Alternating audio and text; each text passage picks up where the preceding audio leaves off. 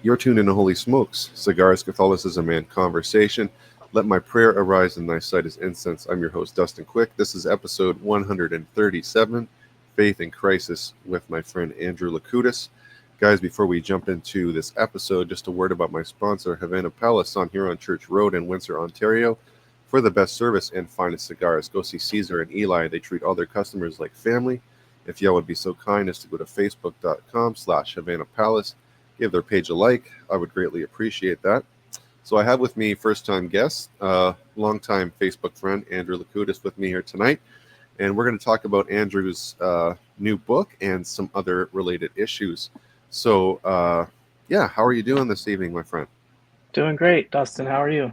I'm fantastic, brother. I'm even better that you're here. So this is great. Thanks. Why don't you hold up the book for the viewers to see? Sure. Here it is. Faith in Crisis, Critical Dialogues in Catholic Traditionalism, Church Authority, and Reform. Awesome. And who's the publisher? It's En route Books and Media. Okay, and that was released 2025. 2025, just October. October, right? Okay. Well, And September for the ebook, and then I think just a little bit later for the physical. right. And who are some of the notable contributors in that book? Well, it's quite a who's who, I want to say. We've got Dr. Robert Fastigi, Cardinal Sarah, my grandfather James Likoudis, Jimmy Aiken, Dr. Richard DeClue, Mike Aquilina, Dr. Pedro Gabriel, Mike Lewis, Mike Lofton, Gavin DaCosta. There's Tyler McNabb. There's a lot. Dude, that's quite the lineup. That's quite the all-star lineup. Mm-hmm. Well, I'm super happy for you, and congratulations on the book's release. Thank you. Before we get into specifics, what prompted you to write this book in the first place? Well, just to clarify, edited, yeah. Yeah. I saw a real need for clarity regarding controversies that seem to be arising every week or so. Like it was one clickbait scandal after another, lots of confusion about different reforms that Pope Francis was making, and a lot of how do I say this? Extended confusion over the reforms brought about by Vatican II. So we address all of those issues in the book, from the Pachamama fiasco to Amoris Laetitia, communion for the divorced and remarried, the death penalty, doctrinal development, how Catholics should approach non-Catholic religions, Hindus, Jews, Muslims, specific questions regarding whether Catholics and Muslims worship the same God, whether we discuss synodality, and then there's a lot of questions about the underlying epistemology and ecclesiology behind these reforms. So we get into church authority and how church authority functions, what kind of divine assistance it receives from the Holy Spirit, how the papacy interacts with the College of Cardinals and the episcopacy, and a lot more. Wow, yeah, that's quite the span. So it seems like you cover pretty much any issue that has been going on in the last, I don't know how many decades, but that's quite the undertaking. Thanks. Yeah, so congratulations. So we got some interesting things to discuss tonight, to say the least. So first of all, everybody talks about a crisis in the church, right? And you've identified a crisis of faith. So what are some theories that people suppose are at the roots of the crisis, and what would you say the actual root is in contradistinction between those other kind of theories and outlooks? What would you identify the actual crisis in faith as stemming from? Yeah. So I think it can be boiled down to um, three major issues. One of them, I would say, the foremost issue is a crisis of authority. When people don't follow the divinely established guide for them for their salvation, that's a serious crisis.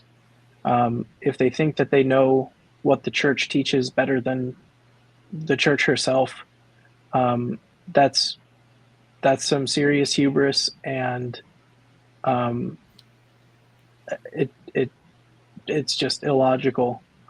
Um, there's the further issue of functionality, which um, is kind of it's a facade of going through the motions of Catholicism, but not really living in the spirit of it.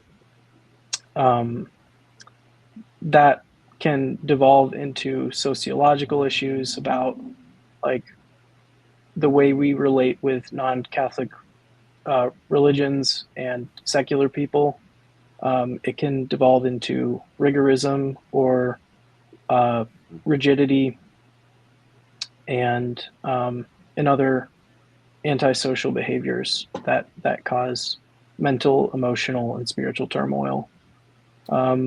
And then there's just the issue of faith, and by faith I don't mean faith in the divinity of Christ. I'm referring primarily to um, belief in basic fundamental dogmas of the faith. So what it means to um, what papal primacy means, or or what the ecclesiological structure of the church is and how it operates. And some of these dogmas are tied to authority, but ultimately they come back to whether someone believes in the essential dogmas of the faith. Yeah, that's very well put, very succinct. I would definitely agree with that Thanks. take. Yeah. So, okay, what would you say? I think everyone would agree, from basically any side that you're speaking from. Uh, Things started to go downhill at and after Vatican II, right? That's the proverbial whipping boy, of course, and everybody knows, this is what Vatican II did, and it caused an avalanche, a crisis of faith, crisis of catechesis, et cetera, et cetera. Um, Maybe we could start by identifying why was Vatican II called in the first place? Because everybody has this image that pre-Vatican II, the church was this utopian sort of institution. Liturgy was perfect, devotion was through the roof, vocations were, you know, exploding at the rooftop. Just it's basically this utopian golden age. But then Vatican II was called, and it kind of just shifted the whole paradigm, and people had the rug pulled up from under their feet. This is the way the narrative goes, right? Yeah. So, why was Vatican II called in the first place? Why a need for it? Well, we have to look at the there was a set of questions sent out to the world's bishops prior to Vatican II, prior to the council even happening. I think it was in 1959 or 1960, preparation for the council started taking place. And the Curia sent out these surveys to all the world's bishops and asked them, like, what issues do you see that need addressing? And so they received that feedback, and then they started making preparation for the council. Even before the first session, there was at least two or 3 years of preparation. And so when the council started, the schemata on various issues were produced, and the bishops were essentially supposed to vote on them. But for example, the schemata on divine revelation and on liturgy were initially rejected because they weren't seen as um, uh, comprehensive enough. Mhm. And so the bishops eventually debated in council for quite a while on these issues. I think with Sacrosanctum Concilium, it was something like 300 interventions were made on the council floor to try to really like hone in on what the Constitution on the liturgy needed in order to meet the needs of the church in the 1960s. So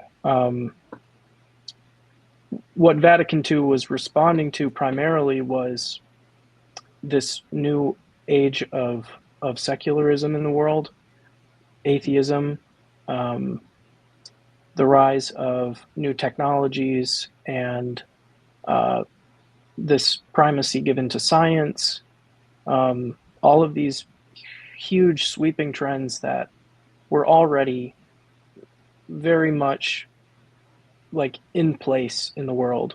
So what we see is the church coming to terms with the fact that Christendom was no longer the socio-political reality of the world in large part.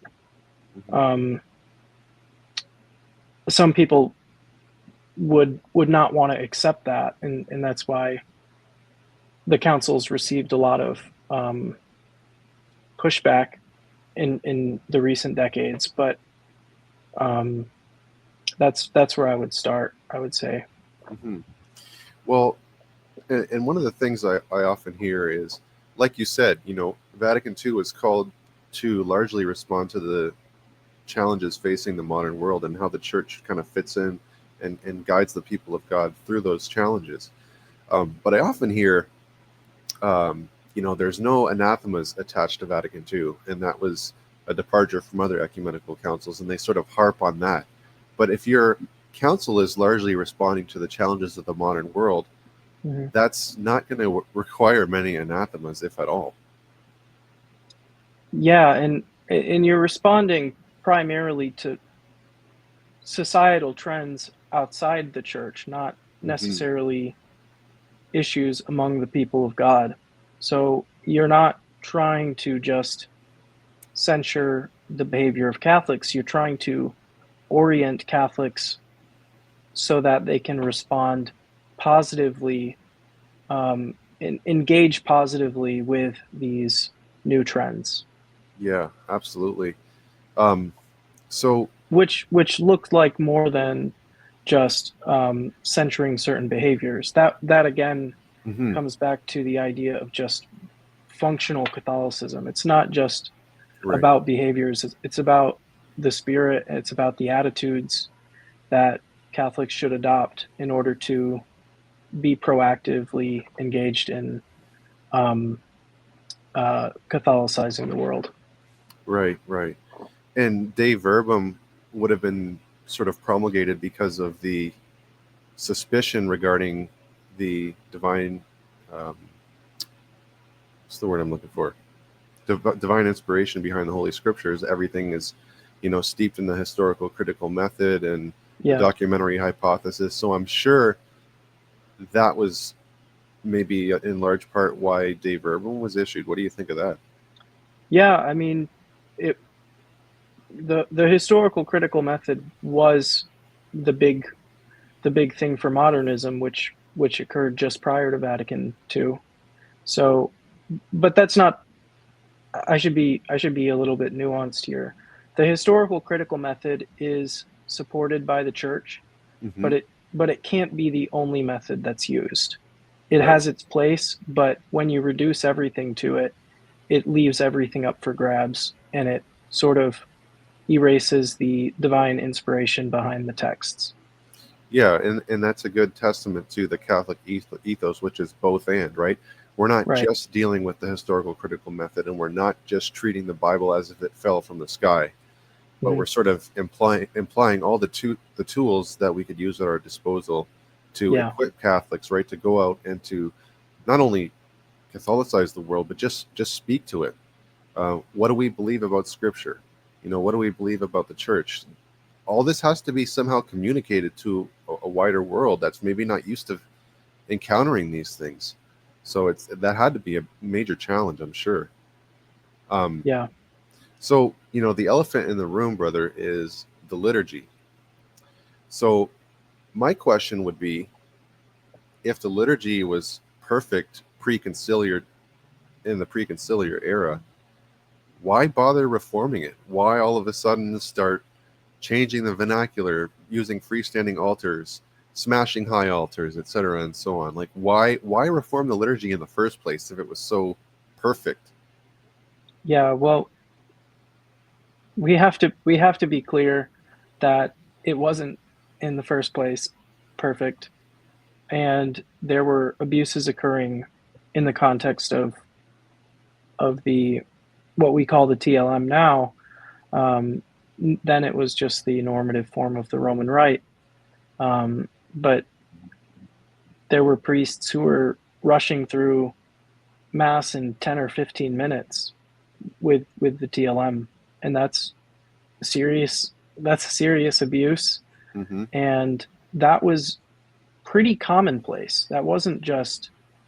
Um, that wasn't just a here and there thing. It was the priests would rush through the mass. The people would, and this wasn't necessarily an abuse, but the people wouldn't be able to hear the priest. The priest would mumble through the prayers very speedily. They would be in the pews praying, usually praying the rosary, not really praying the liturgy. Mm-hmm. And some people say, oh well, they're following along in spirit, but there's not really any active participation happening, or um, really uniting their actions with the priest's actions on at the altar. Right. So Vatican II, and mind you, when Vatican II reformed the liturgy, again, this was 2,000 bishops who voted, more than 2,000 bishops who voted for the Constitution on the liturgy, which produced the reform. I think it was 46 against, and Mm. again, 300 plus interventions were made on the council floor to really like fine tune this document. Right. So there were abuses that were occurring prior to Vatican II. And that's what I was thinking too. A priest rushing through mass, mumbling the prayers, maybe sloppy Latin. Um, People in the pews, not necessarily. They didn't know what was going on, so they were doing other prayers. They were doing their own devotions, primarily the Rosary. And not to say those things are bad, but it's just like when you're supposed to offer yourself and your intentions as sacrifices with the priest on the altar, it's kind of hard to do that. So that kind of takes away from what Vatican II calls active participation. It's not let me get into as many paraliturgical roles as I can. We need more altar servers. We need more this and that. That's not active participation, but it's uniting ourselves to the sacrifice, Right. right? And it becomes that much harder to do if you really don't have a grasp of what's happening. Yeah, and on top of that, Latin wasn't well known even. I mean, way back a couple hundred years, it might have been better known, but people living through the beginning of the 20th century didn't know Latin. Most Right. most people, I would say. So it just made sense.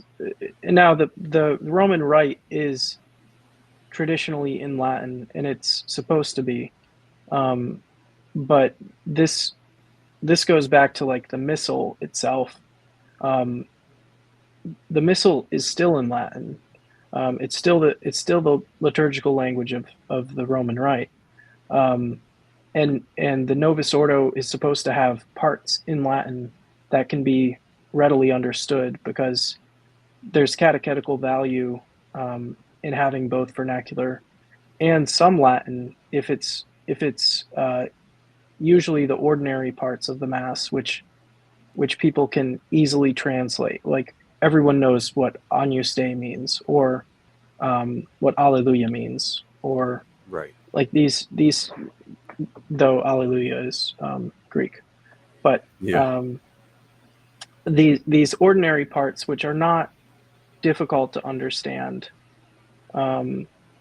those should probably remain in Latin if feasible. But again, the council wanted to respond to the modern world's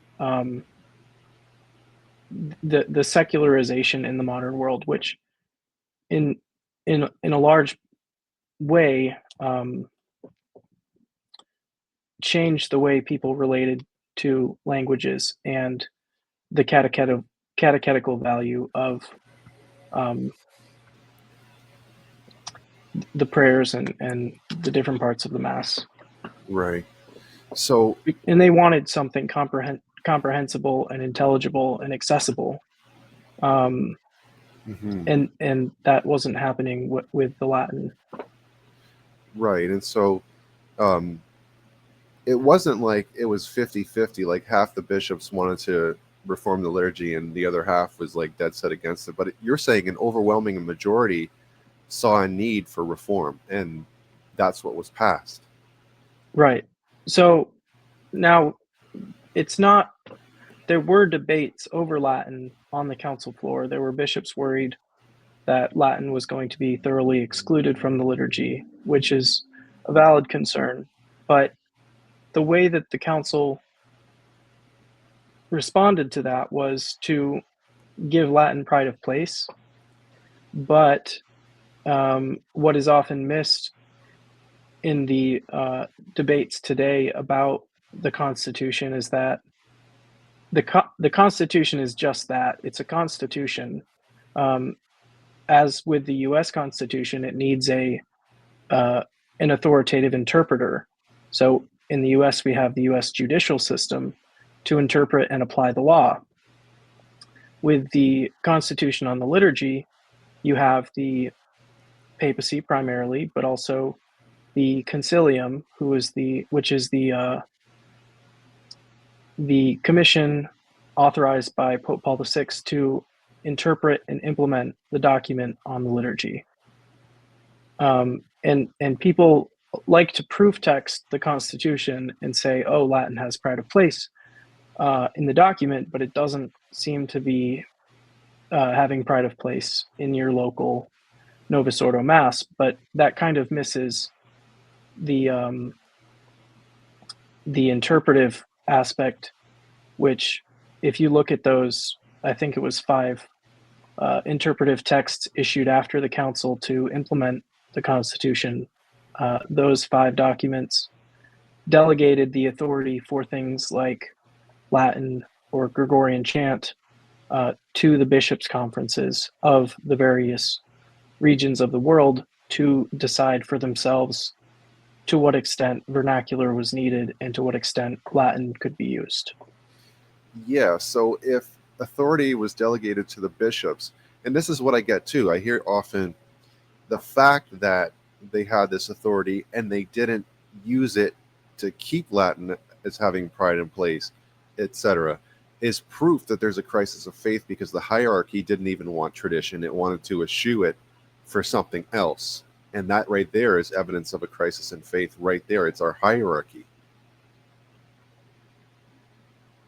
Well, that seems a little bit simplistic, because the hierarchy can only implement what is, or they only would try to implement what is good for the faithful of their territory. Mm-hmm. And if no one in their territory understands Latin, then it's not helpful to have a full Latin liturgy.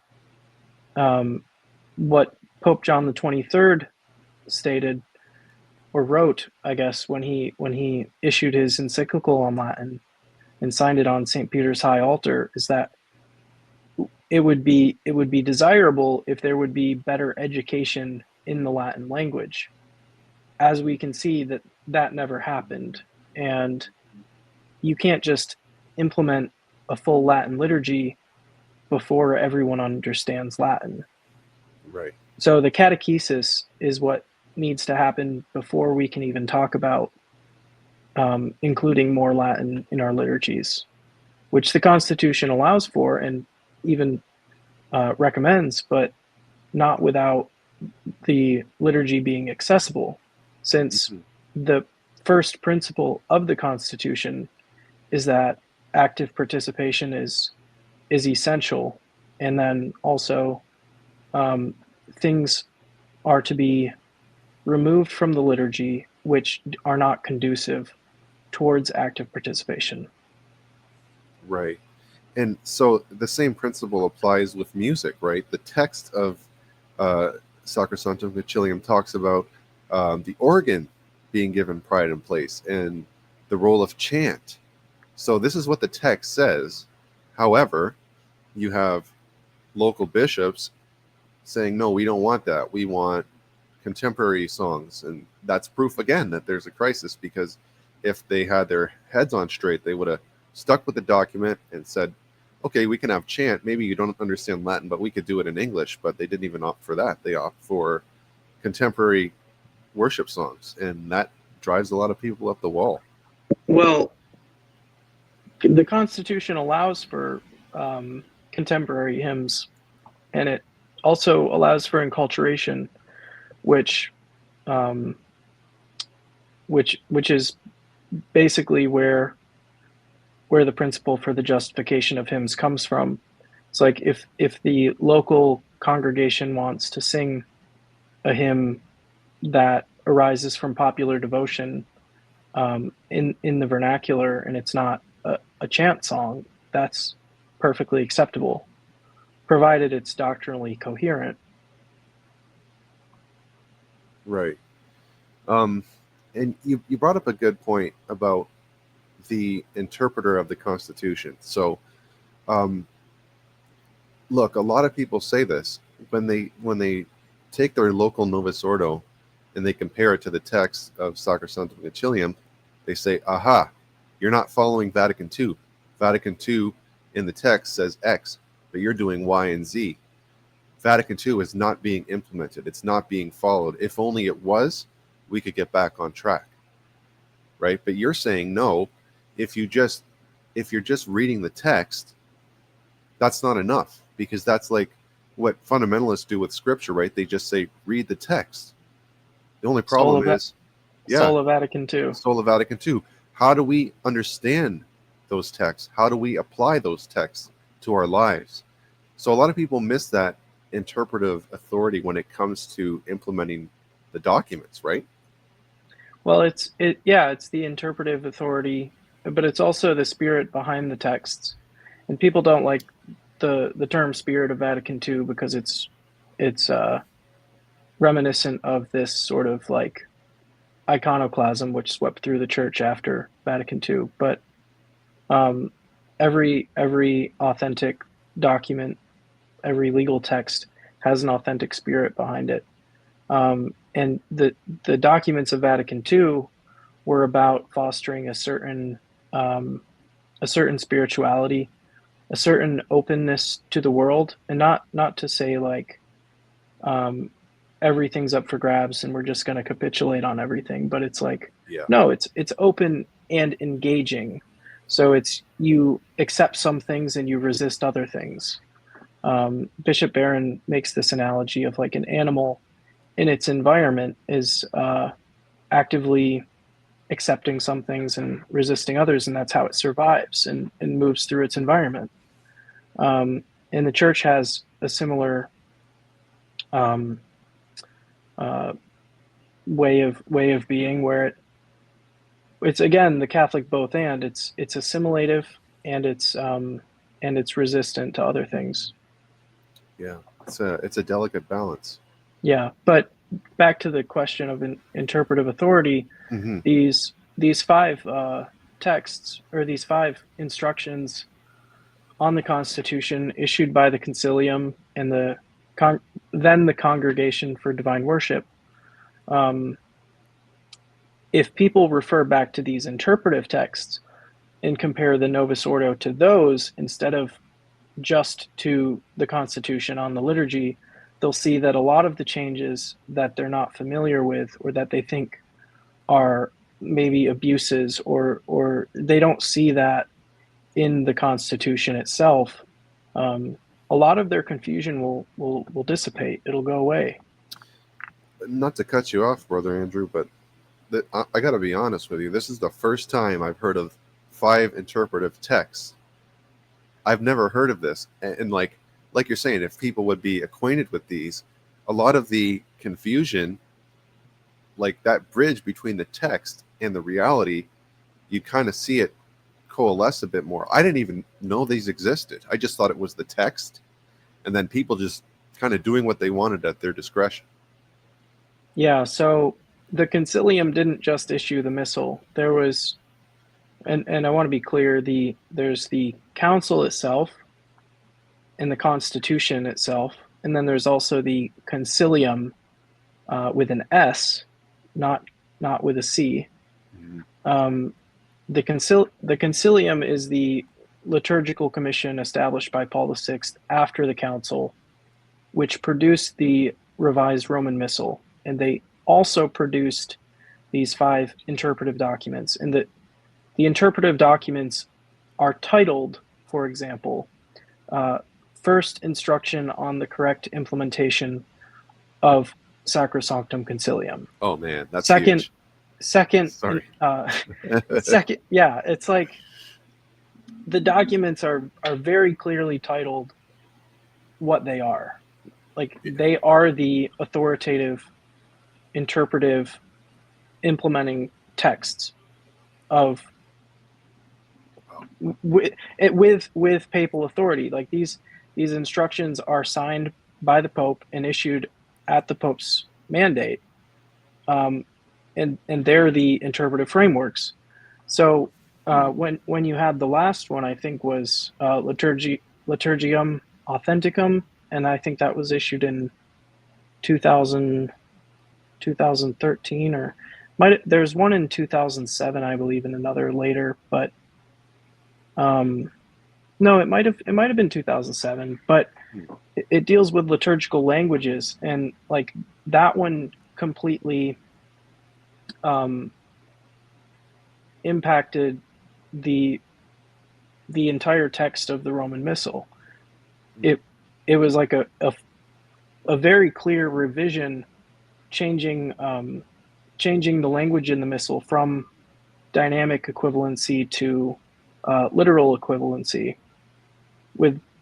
because the official Missal is in Latin, and when it got translated into English or into vernacular, they would have to use this dynamic equivalency with the language.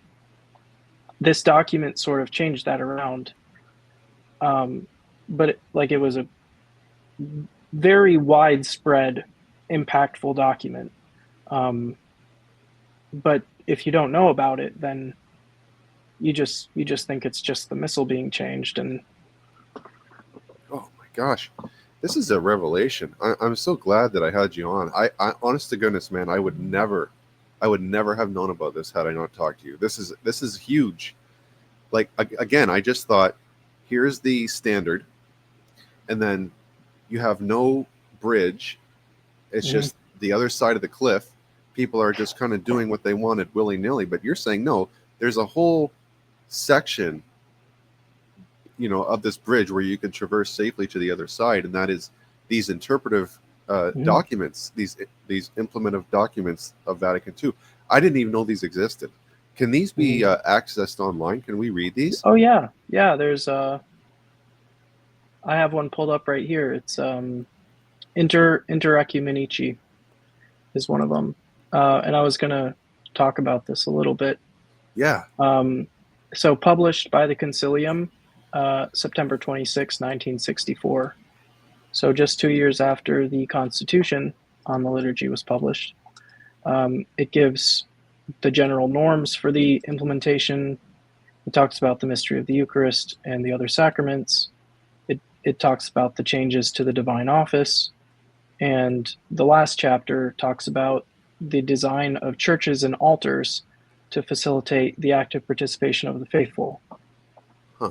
So a lot of the time, people will make the argument that, for example, versus populum is not anywhere in the Constitution on the liturgy. but active participation is. And what the concilium saw was that if we can enact versus populum, that will facilitate active participation. And so, as the interpretive authority, they issued this instruction, which recommended that churches be designed and altars be designed to be freestand. Well, altars would be designed to be freestanding, and churches would be designed to have a freestanding altar, so that mass could be celebrated facing the people. So ad orientem, and it wasn't just done away with. Ad orientem wasn't just done away with because some people came in and thought that we should just throw out the high altar and start facing the people, because the mass is now a Protestantized table service, like a meal. This is in the instruction. It says that if possible, versus populum is desirable. Huh. So what you're saying is the reason for versus populum and freestanding altars was not to appease Protestants, not to take down the sacrificial nature of the Eucharist and cut it off at the knees so we could have a nice table service and have a kumbaya sort of gathering. That's not it. It says right there in the document, it's to facilitate active participation. It's not to appease Protestants. All we have to do is read that document to find that out, right? Yeah. And, Cardinal Ratzinger was always very critical of this reduction of the Mass specifically to a meal, which he said perhaps obscured the sacrificial dimension of it. And for this reason, he was a big proponent of ad orientem. But the Mass has always been both a meal and a sacrifice. It's not one or the other. And that's very clear in the theology of the Constitution on the liturgy, which the liturgical movement for hundreds of years prior, at least a couple hundred years prior, was really trying to develop and bring out. So Romano Guardini, who's one of the liturgical reformers, he was a big proponent of versus populum as well, and he was experimenting with his superior's permission with versus populum even prior to the council, and then that got brought into the way that the theology of the council developed. And Guardini was no modernist. No, he was a premier liturgical scholar, like world renowned, and most of the theologians on the concilium were the best in the world at what they did, which was liturgy. And unfortunately, their works are denigrated by traditionalists constantly. But Paul VI knew what he was doing by inviting people like Romano Guardini or Joseph Youngman and Bouillet and Bott and all the different experts, and that's how we got the Novus Ordo, which has a very rich theology behind it, and it actually balances out the one-sided emphasis on sacrifice with the meal dimension, and brings them both together. So it's not just the sacrifice, but it's the whole Paschal mystery that is presented more fully and more clearly, not more fully necessarily, but more clearly in the rite of the Novus Ordo. Wow, this is really mind blowing. I gotta say, I don't get blown away easily these days, but I gotta hand it to you, brother. You're doing it tonight. You're pulling the lid off a lot of this stuff, and I'm so glad that we're talking about this. So, in essence, this push towards freestanding altars versus populum, this was never done Like, the narrative is that modernist liturgical scholars corroborated with Protestant pastors. How can we make this more um, palatable to you guys? Yeah, let's do that. Let's do this. It's nothing to do with that. No, and the idea that Protestants had anything to do with the formulation of the new missal is a complete fabrication. Um, there were 6 Protestant observers um, that that they were just observers. They weren't actively involved in the creation of the text at all Right. during the whole reform. Yeah, they weren't collaborators. I lay this out in an article. It's called. Let's see if I can find it. Well, I'll just tell you. It's Yeah. it's on wherepeteris.com. If you just look up Andrew Likoudis Bunini, you'll find it. So Bunini was the secretary of the concilium, and a lot of people called him a Freemason and said he was like working at cross purposes with Paul VI, but they were actually close collaborators, and I debunk a lot of those myths in the article. So yeah, but I also debunk this idea about Protestants having any say in the creation of the missal, and in fact, the Novus Ordo was more so copied by Protestants after the council than Oh, the it's the Novus other way Ordo around. copied. Yeah. Yeah. Oh, wow, that's fascinating. Oh my goodness. So it's interesting you mentioned Youngman, because I read a bit of the history of the Roman Rite, and I was kind of shocked when he said early on in Rome, ad orientem and versus populum were kind of done with equal frequency. I don't know if that had something to do with the architecture, but yeah, I was surprised to learn that. And what I did want to ask you is, so with ad orientem, the emphasis is facing east, right?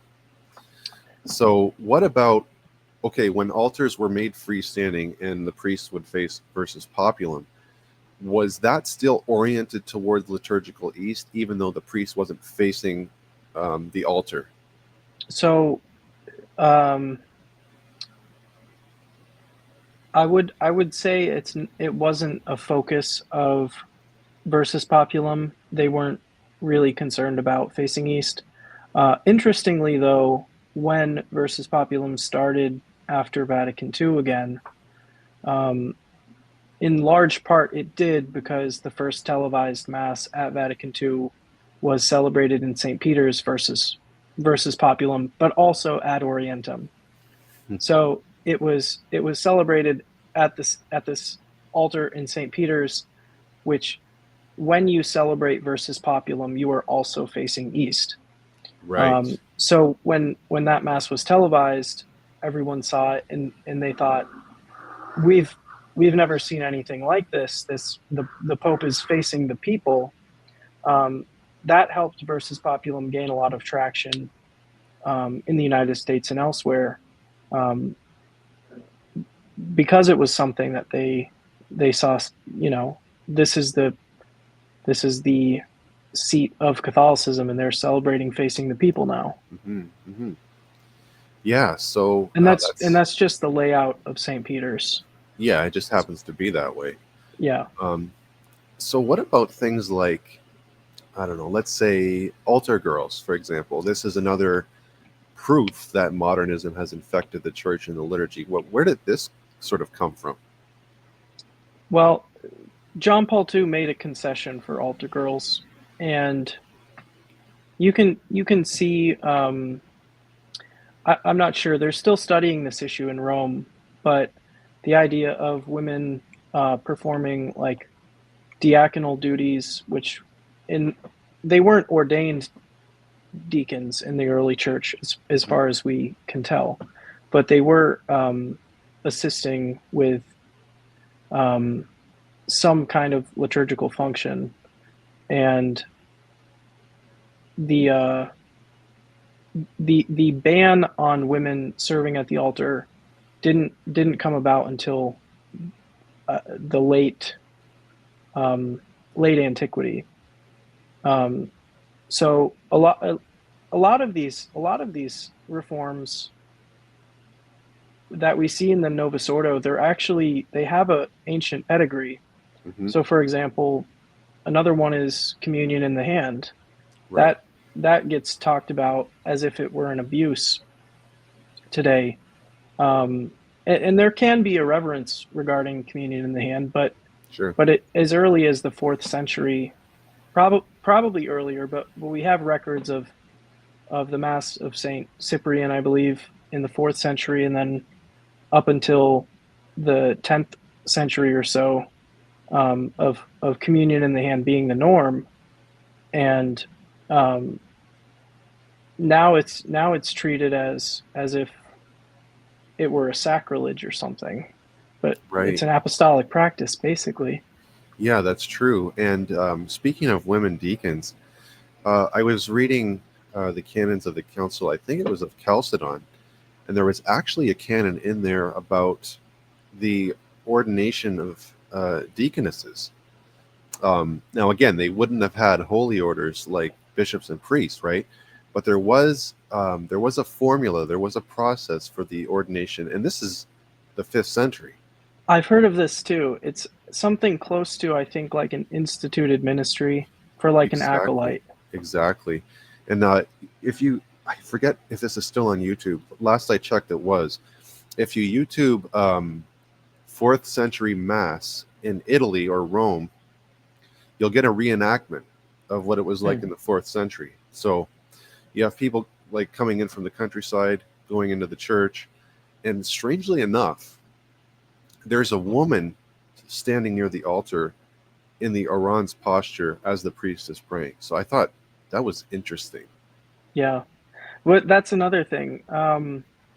It's often seen as an abuse today, but um, the rubrics, I'm pretty sure, at least the current GIRM, General Instruction for the Roman Missal, at least permits the orans posture among the laity. I'm not positive on this one, but there's it's considered an abuse by a lot of people, but it goes back again to, we were talking about this before the show, third temple Judaism. Hmm. Um, they would stretch out their hands towards the altar, and it wasn't just the priest; it was also the people. So this practice, which it's not exactly the same, it's probably not inspired by Third Temple Judaism, but it can be justified on the same basis.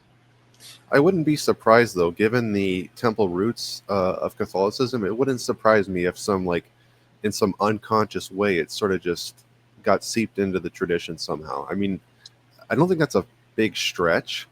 Um, No, because, well, we talk about versus populum and ad orientem a lot, but there's also like, um, I don't know the Latin perfectly, but ad altare, which is towards the altar, mhm. um, ad caelum, towards the heavens. And so when the priest would do the orans posture, Brant Petrie was just I was just listening to a talk of his, and he was saying that this orans posture is kind of based on this ad caelum orientation, um, among both priest and people, at least in the third temple. Maybe not today, but maybe so. Maybe it's just a natural, um, sort of Yeah, orientation we have. right. Yeah, and if you look at like ancient Christian iconography, graffiti, you'll often, and this is like from again the fourth century, maybe even earlier. It shows people in the orans posture, and this would be the laity. So this was like the prayer posture, and usually it was standing. I mean, you didn't really kneel Mhm. in church unless you were a penitent and you were under some sort of, you know, so you're doing penance for a serious sin or something like that. But Right, the main posture was standing. right. Well, here's another controversial take, but um, standing is preferred by the church now in a lot of cases. So for the reception of communion, standing is preferred, and that's in the general instruction if anyone wants to read it. But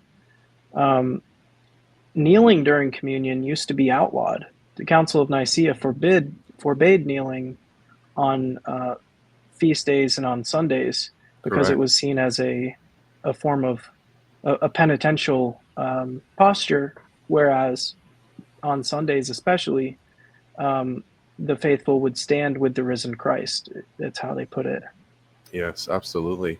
Um, I do want to have, we're going to close with maybe some practical considerations for the Novus Ordo and participating in it. Um, but, dude, I want to have you back on. We got to discuss ecumenism. We got to discuss, um, non-Christian religions, Pachamama, the whole bag. If we could, I'd like to have you on Sure. again. We can unpack some of that stuff. All Um, right. but what I do want to close with, maybe a two-part question. Mm-hmm. So somebody who's like, let's say, recovering from radical traditionalism and they're having a hard time, I guess number one, how could they foster a heart of obedience in like in terms of obeying your bishop, being in communion with your bishop and your local pastor? Like, how could they sort of foster that posture and attitude of obedience and humility? And number two, maybe connected with that, let's say they have certain liturgical preferences and tastes, and they really are having a hard time if in their area the only Novus Ordos that are offered have, like, I don't know, contemporary music, extraordinary ministers who are elderly women, or you name it, you name the scenario. How can they get the most out of what they have and still be fed? Is there a way that we could sort of do that or help them? Well, uh, it's difficult to come up with a one size fits all question, but I think Right. an attitude we should keep in mind is two points. One, the church is trustworthy, and if you follow the church, you're never going to go wrong. Um, the church has the promises of Christ and the assistance of the Holy Spirit. Um, so that's first, and then second, um, the most traditional practice one can foster is obedience to the church and um, devotion to Saint Peter and the office of the papacy, and wanting to uphold its authority and promote its authority through the church, so that the church is united in a more cohesive way and functions as the body of Christ in a more cohesive way. So I would say those two principles are good to keep in mind. Okay. Um, one thing that I can say regarding liturgy specifically is that um, try to get involved if you can in your local parish, and if there's a practice that bothers you, take it up with your pastor if you can. Um, if it's something that you could just remedy through um, being more involved, if you want to get involved in the music program, or if you want to get involved in being a lector or an altar server, and or something like that, um, Hmm. that's always appreciated, and uh, most of the time it's appreciated. I'll say that much, but um, that's an easy way to uh, help um,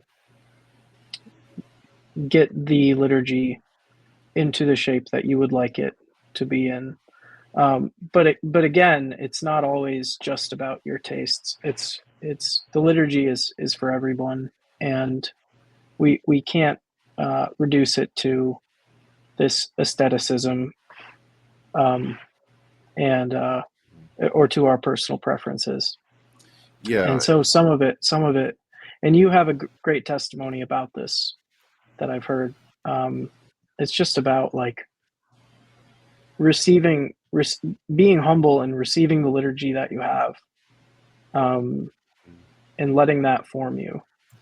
Yeah, thanks for bringing that up, because I was going to do a shameless plug for another video that I did, titled provocatively, intentionally, "How the Novus Ordo Saved Me from Schism."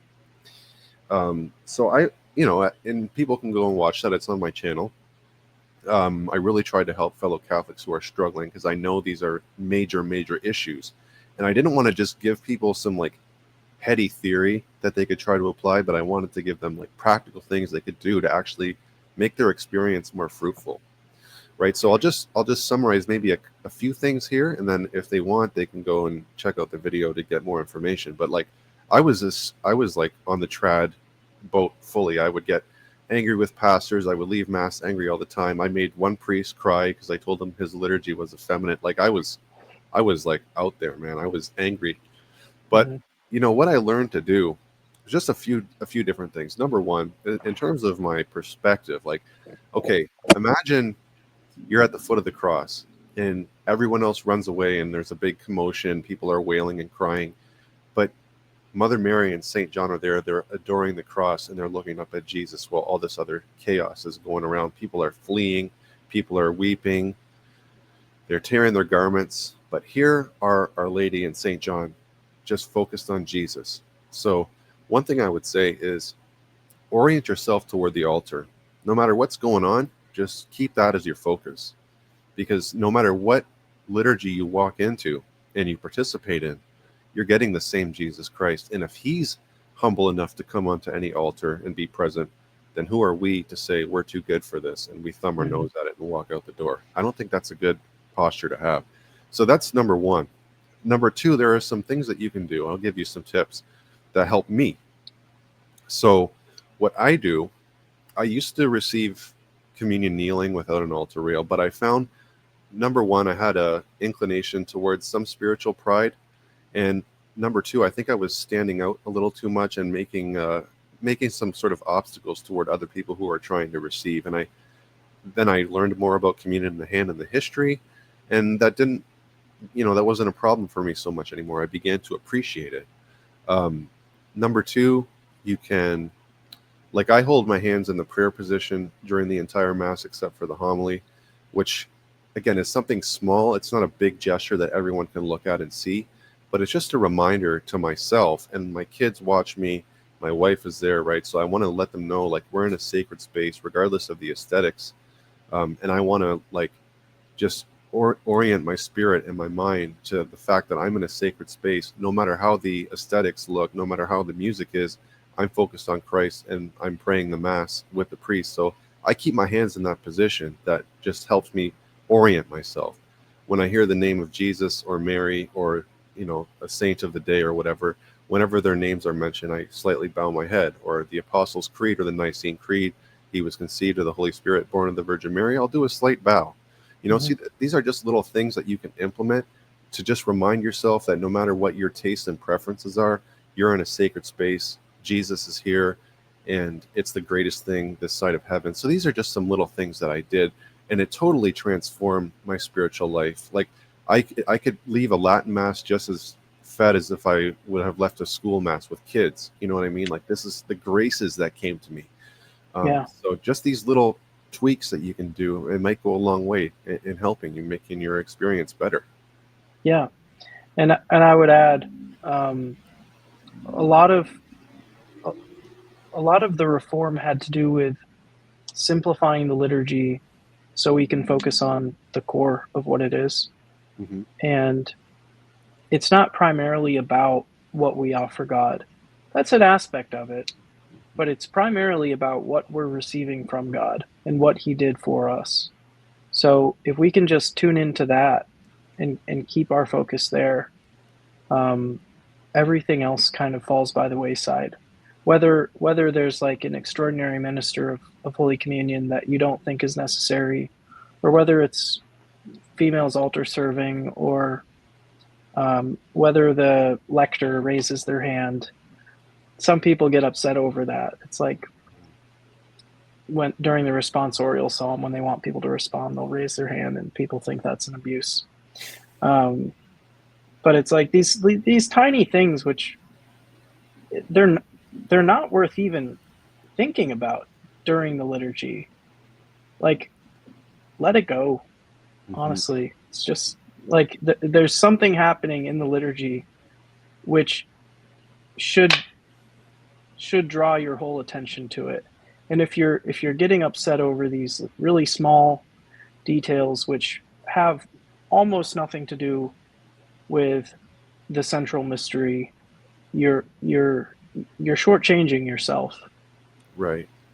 And I forgot to mention the biggest game changer is if you don't like a hymn or you don't like the homily or whatever external might be bothering you in a particular mass in a particular parish, what you can do is you can offer that as a sacrifice and say, Lord, I don't like this hymn or whatever, but I'm going to offer that up for the priest. I'm going to offer that up for the souls in purgatory. I'm going to offer this hymn up for another parishioner in the parish who might need to hear a word or phrase from that hymn that's going to touch them and minister to them that in a way that it doesn't to me. Right. Then you make it all about other people and not just yourself. Exactly. Yeah, because a lot of those hymns, like, your preferences aren't somebody else's, and somebody might derive some benefit from that. Right. And you don't know. And yeah. So you got to keep that in mind. Absolutely, brother. Well, we're running up on an hour, so I think we'll close out here. But again, I just want to say how much of a pleasure this was, and you really taught me a lot. And I'm still blown away at Vatican II and how actually awesome it is. I know that's going to get me shot in some circles, but yeah, that was super awesome. It is awesome. So thank you so much. Yeah, Vatican II. We need a better catechesis on Vatican II. Everyone I think does. Yeah. Not throwing out Vatican II is not going to help, but a better catechesis of what it actually is and how it's properly implemented, which there's receipts for. Right, and how cohesive it all works together, because it really, all of the documents, especially the core documents, they all build on each other, and they foster this spirituality and they give you the inner, like, disposition and the tools to engage with the world through faith, the way we need to be. Right. Yeah, it's so balanced and so holistic. Yeah, so let me have you back on again and we'll discuss some other post Vatican II problems, I guess, if you want to call them that. We can discuss those at another time, but thank you so much, brother. Yeah. And yeah, you've been tuned in to Holy Smoke, Cigars, Catholicism, and Conversation.